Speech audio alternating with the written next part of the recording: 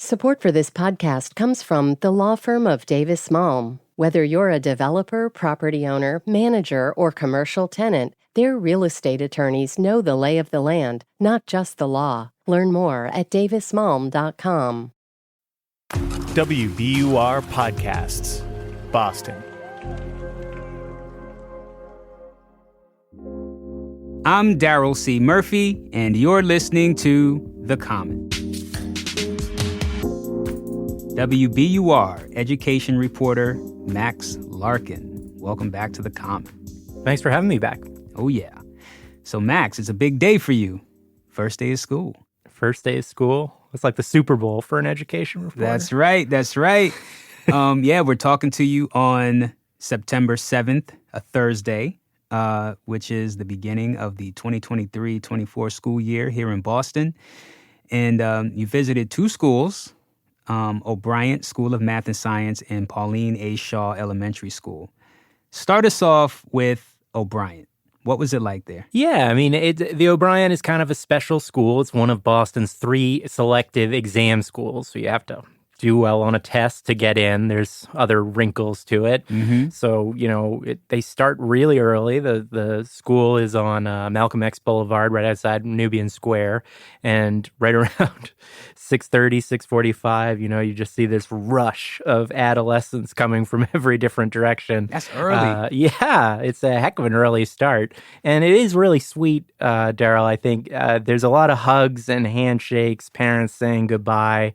There's a sense that, this youthful community is coming back together. I spoke to 8th grader Aziza Daniel Davis and asked her, basically how she's feeling. Is this part of you, mourning the summer? Nope. Really? Yeah, to be honest, I'm used to at this point. We go to school every year. You got to expect that we're going back at some point. No time to be mourning. No time to be mourning. I think, obviously, as adults, we think of schools as these, academic organizations, but they are ultimately huge social hubs as well. Mm-hmm. I had on my mind something that was announced really late last school year that, the city tried to put an exciting face on it. The O'Brien is poised to get a new building after years in really cramped conditions in Roxbury. So they opened up this site in West Roxbury saying, this will be the future O'Brien. And there's a lot of pushback. I spoke to an 8th grader, Ayeli Donda, whose whole family has been resistant to this move. And Ayeli said, I think we're going to be talking about that as a school community all year long. I know it's going to add at least 30 minutes to an hour to my commute, which is already 45 minutes. So it's going to add a lot of time. And I think O'Brien being at the center of Boston more, it would be better than it being to one different side and a completely different community. I mentioned, Daryl, that O'Brien is an exam school. It's by far the most diverse exam school, many, many Black and Latino and Asian students. And there's some fear about moving it to West Roxbury, seen rightly as a pretty white precinct, that, some of that diversity could be lost with a move. Right.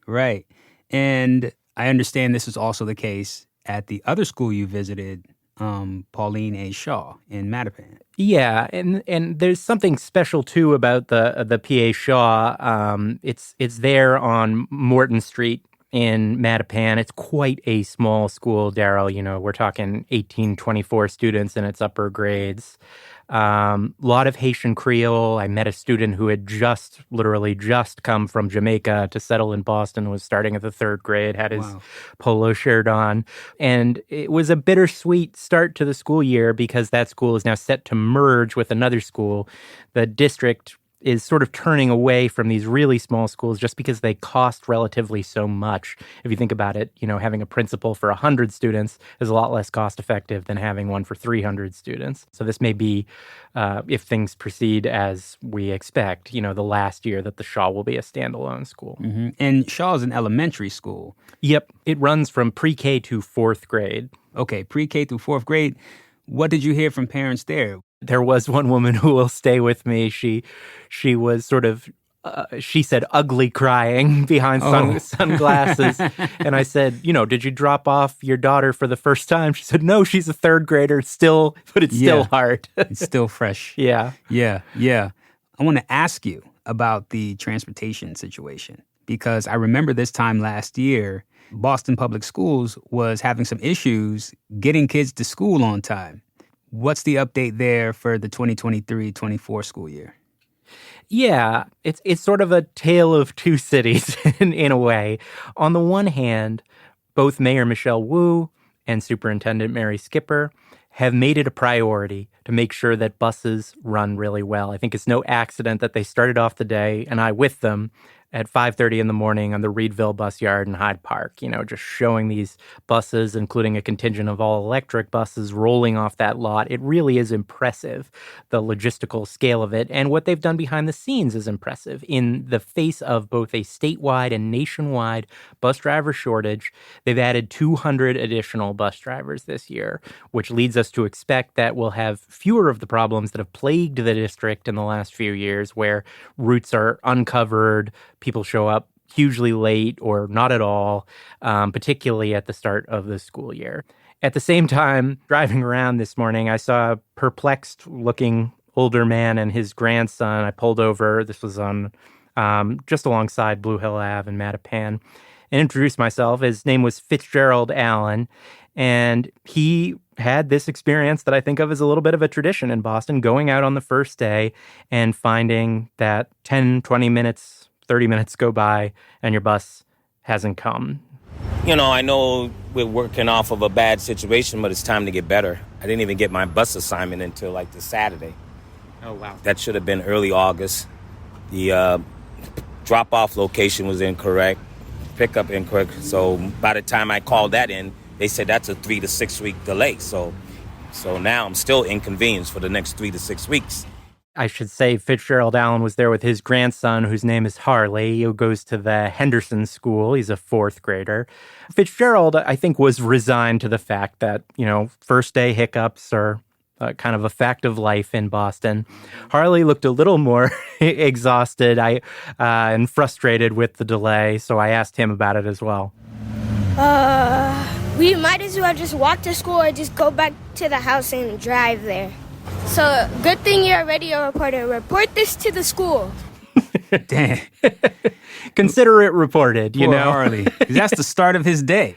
That's the start of his day. That sigh said it all. Yes. Yeah. This is a frustrated little kid, who's been through this before. And I think, obviously, district officials want to get to a place where everyone can count on their bus arriving when it's supposed to arrive, starting from the first day and beyond. But it does take a few days at least to work out the kinks.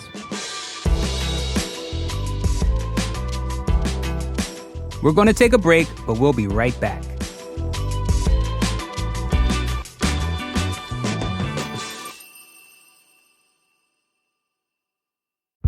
Did you kill Marlene Johnson?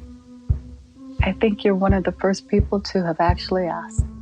From WBUR and ZSP Media, this is Beyond All Repair, a new podcast about an unsolved murder that will leave you questioning everything. Somebody should be in jail for murdering my sister. A woman who's never been believed. As long as they think I have done this, then they're not looking for who actually did this. And that's what makes it a cold case. No, it's a botched case. And a search for the truth, once and for all. Wow, it just gets more interesting. Beyond All Repair. Listen and follow wherever you get your podcasts. Be careful. You're digging in a place that's been very peaceful for a while. Do it anyway. Dig.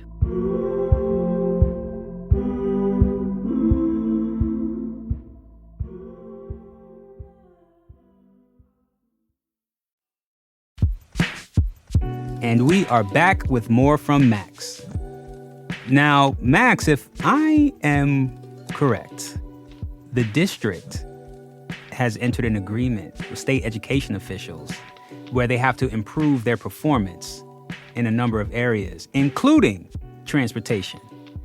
Talk to us about this agreement and where things are with that.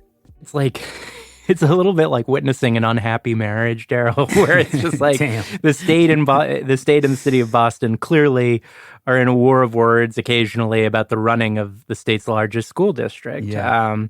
That plan committed Boston to make rapid progress. Some of those things earlier this summer, State Education Commissioner Jeff Riley said have happened. Others haven't, positions, overseeing English learners and students with disabilities have taken a long time to fill, for instance. And there's disputes over whether, the city has made its promised progress in the timely and reliable arrival of school buses. There's also promised updates on the state of facilities, literal school buildings. There should be a facilities conditions assessment coming from the district in the coming weeks. And then by the end of this calendar year, so before 2024, the district is supposed to publish this master plan, basically how they envisage maybe consolidating, maybe rebuilding, maybe renovating, all really of its 120 plus schools. We can expect, I think, continued tension and updates from the state side on how the city's doing. Well, back to the first day of school. Sure. Max, I'm talking to you on a Thursday. Today was the first day, and it was also the first day of a 2-day heat emergency declared by the city. That's absolutely right. How are schools dealing with that? The physical plan of the Boston Public Schools leaves something to be desired. I think 2/3 of the school buildings famously were built before World War II. And what that means is that they don't, at least, or didn't have at the time of their construction, have central air conditioning, which means that you can hear horror stories from teachers as part of, I think, a more activist mayoral administration. You saw over the course of the last 2 years, really, a $7 million investment in changing that, bringing air conditioners into as many classrooms as could accommodate them. Now, we learned today in press statements made by the superintendent that that's not every school, that there are still 14 schools that don't have air conditioning. So, again, tale of two cities where you have a huge amount of progress and yet some classrooms and teachers and students who are making do with fans and a lot of cold water. Got it. Well, Max, my final question. You've been covering education in the Boston area for 7 years? I think that's right, yeah. A lot has happened during that time, right? What are you watching for this school year?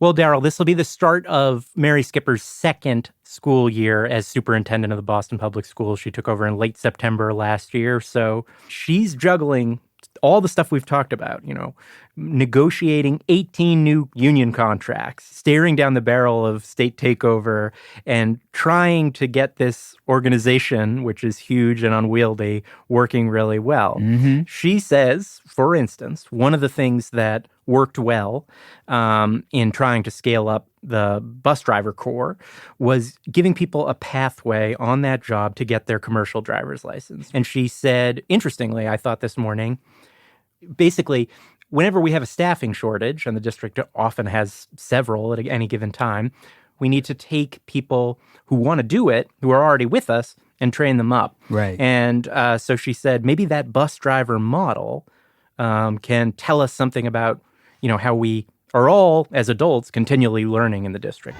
I think there's critical needs areas in teaching that we need to do similar for.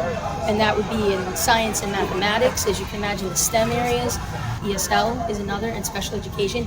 These will be areas that we'll be creating our own pipeline programs with higher ed so that we are fully staffed next year in all of those areas. I think that could be a keynote of Skipper's tenure if she's successful. Mm-hmm. Building people up in the district. Yeah, and one thing that we didn't mention, but that I think is important, is it came up again and again in the reviews of her performance. Basically, people said passing grade. Mary Skipper came into a difficult situation and did a pretty good job. But one thing that they mentioned, going back to those proposed moves and mergers we discussed, is community engagement has to be better in the city of Boston. Got it. Yeah, that's important. Well, Max, I know it's been a busy morning for you. Thank you for taking the time to come through and talk to us here at The Comment. Yeah, thanks for having me. That's WBUR education reporter Max Larkin.